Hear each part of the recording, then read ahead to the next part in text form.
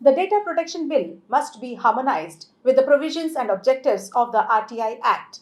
This would be in line with the recommendation of the Justice A.P. Shah report on privacy that said the Privacy Act should clarify that publication of personal data for public interest and disclosure of information as required by the Right to Information Act should not constitute an infringement of privacy.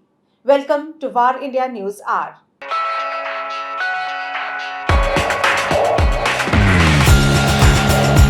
Neither the recognition of the right to privacy nor the enactment of a data protection law requires any amendment to the existing RTI law.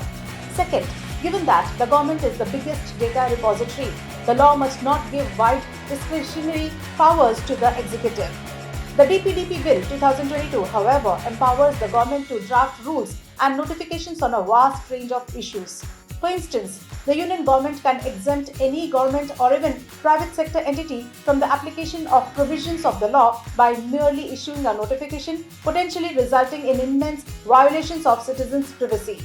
On the other hand, small NGOs, research organizations, associations of persons and opposition parties that the government chooses not to include in the notification would have to set up systems to comply with the stringent obligations of a data fiduciary as described in the law.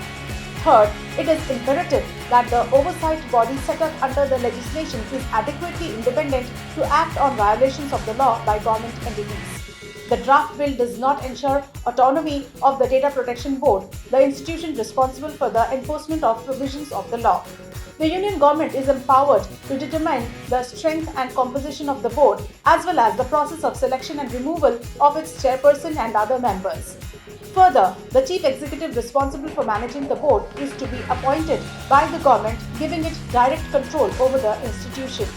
The union government is also empowered to assign the board any functions under the provision of this act or under any other law.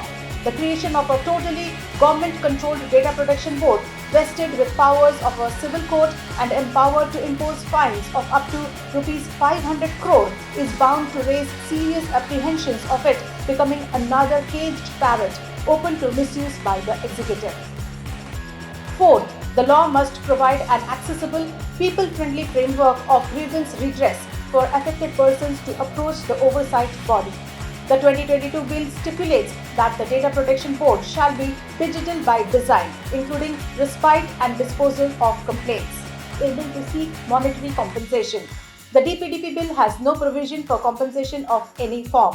In fact, the bill defines duties of a data principal, that is, those whose personal data is collected, and provides for penalty imposition on them for registering frivolous complaints. Let's look into today's headlines. WhatsApp rolls out instant video messages feature. Meta has introduced a new feature in WhatsApp which enables users to send and receive short video messages in their chats. The new feature is similar to voice but with video. The recording process is also similar to voice messages. Users can tap the icon to the right of the text field to switch to video mode and share up to 60 seconds of video with their contacts. Qatar Investment Authority may acquire stake worth $1 billion in Reliance Retail. Qatar Investment Authority may buy a stake worth $1 billion in Mukesh Ambani's Reliance Retail that is rolling out its initial public offering plans. Reportedly, both the organizations are in the initial stage of talks and could end up with Qatar Investment Authority acquiring about 1% stake in Reliance's retail venture. Intel partners with Ericsson to advance optimized 5G infrastructure. Intel announced a strategic collaboration agreement with Ericsson to utilize Intel's 18A process and manufacturing technology for Ericsson's future next-generation optimized 5G infrastructure. As part of the agreement, Intel will manufacture custom 5G SoCs, that is, system on chip, for Ericsson to create highly differentiated products for future 5G infrastructure.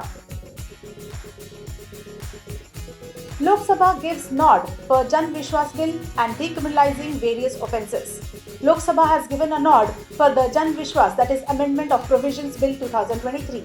The bill aims to convert several fines into penalties concerning 42 laws across multiple sectors. Court prosecution would not be necessary to administer punishments, also removes imprisonment as a punishment for many offences. AMD plans to invest around $400 million over next 5 years in India. AMD announced plans for continued growth in India through an approximate $400 million investment over the next 5 years.